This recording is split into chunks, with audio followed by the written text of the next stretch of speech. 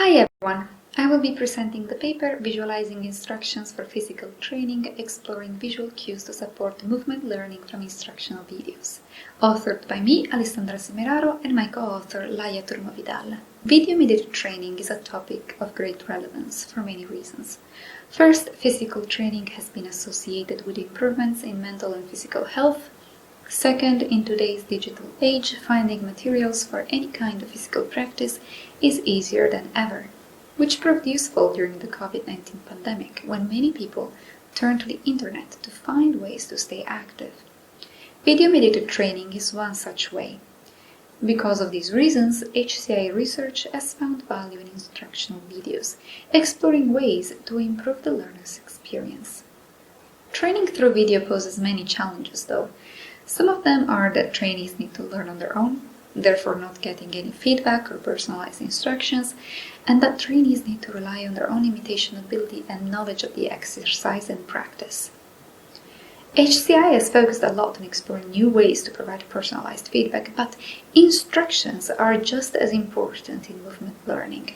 Good instructions may prevent people from making mistakes, therefore reducing the amount of corrections needed.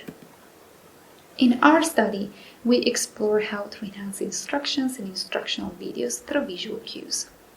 Our view on movement learning is grounded in the theory of social cognition. This theoretical perspective suggests that knowledge acquisition happens through observational learning and imitation. Observational learning is greatly dependent on visual perception, therefore our interest in vision. But why visual cues, though? They have been shown to improve understanding and memory retention of the information they enhance. Also, they don't depend on language and have the ability to easily get messages across. Our study was divided into two parts: a preliminary study in which we explored the video training practice with its benefits and challenges from the trainee's perspective, and a main study in which we adopted a research through design approach to explore how to enhance instructional training videos through visual cues. In this presentation, we focus on the second study and ask you to refer to the paper for the first one. Our main study started with a brainstorming session with a professional trainer, which informed the design of an instructional video. That video was then augmented through three different kinds of visual cues: directional cues, body highlights, and visual metaphors. 10 participants were recruited to test 3 videos in total, each one with a different cue. Therefore, participants took part in 3 training sessions, each session with a different cue. We gathered data through video recordings of the sessions and post-session interviews, and we used thematic analysis to derive our findings. Directional cues were inspired by our pre-study in literature. Our pre-study showed that people while learning tend to focus on the points of contact between the body and the ground, as well as on moving limbs. Therefore, we decided to use lines, arrows, and angles to portray alignment, direction, and coordination. Body highlights were inspired by the trainer herself. Beginner trainees do not often know the specific names of the muscles mentioned in videos, hence the opportunity to augment it with a visualization. Finally, visual metaphors were inspired by how trainers tend to use metaphors of objects and their relative interactions to teach specific types of movement. We wanted to provide trainees with an additional level of understanding of the exercises. All cues helped in recalling participants' existing knowledge of the practice. Directional cues helped with directing attention to trajectories through colors and animation, directing attention to the trainee's own body, thanks to the cues being present on specific body areas, and facilitating self-evaluation. Dynamic cues and angles worked well for that purpose. Body highlights helped with quickly capturing attention, thanks to the bright red color, understand at glance, thanks to their single meaning and muscle engagement, and getting away from the screen, again for their simplicity. Visual metaphors helped with quickly capturing attention due to the novelty of 3D objects, recalling cues post-session because people assimilated metaphors more easily than technical information, and promoting awareness of the environment, especially with external cues that were designed outside of the body. All cues managed to convey different qualities of movements. Directional cues communicated position, alignment, and trajectories thanks to arrows, lines, and angles. They also provided a level of technical information that helped people with self-evaluation, making them reflect on the position of their limbs. Body highlights conveyed muscle engagement through red highlights on the specific muscles used in the exercises.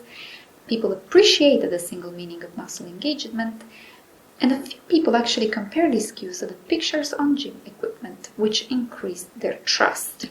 Visual metaphors conveyed how the body should feel and how the body should move in the environment in an actionable way.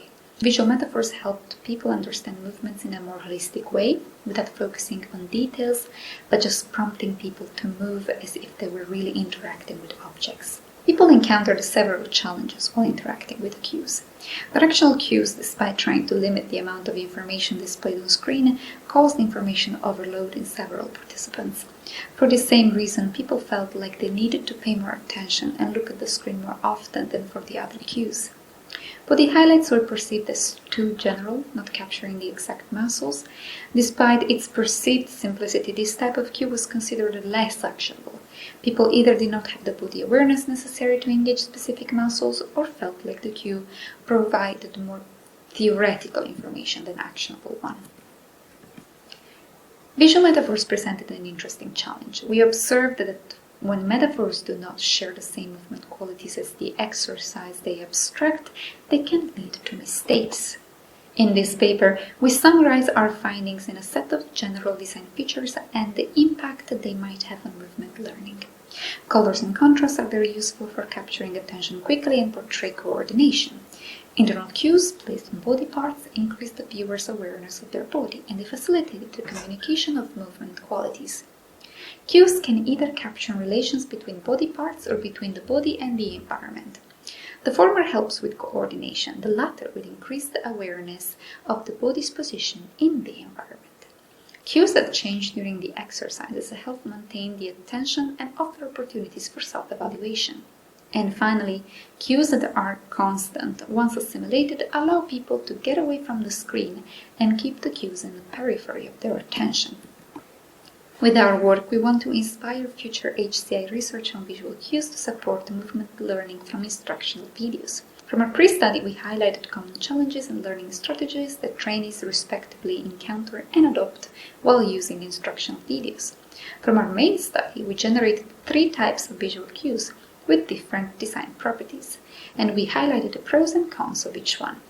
We finally generated a set of design takeaways and reflections that we hope can inspire future research, for example, in audio-generated visual cues. We thank you for listening and we welcome your questions.